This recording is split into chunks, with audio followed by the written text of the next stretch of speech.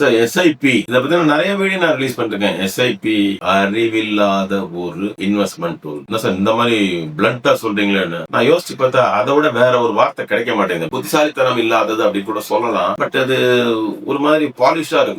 உண்மை என்னன்னா it cannot think on its own. It's not a rational investment tool.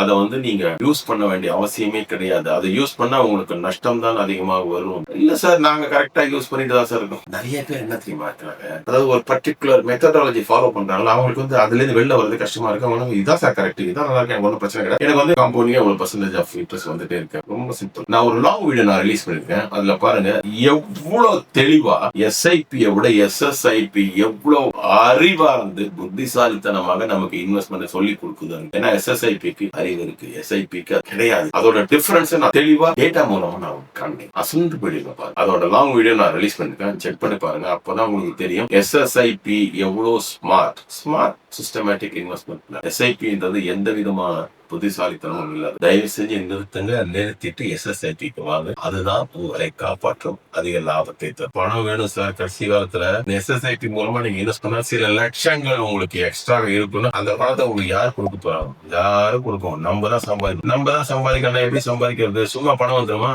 ஸ்மார்ட்டா இருக்கணும் சார். அந்த ஸ்மார்ட்னஸ் எஸ்எஸ்ஐபி மூலமா நான் உங்களுக்கு நன்றி.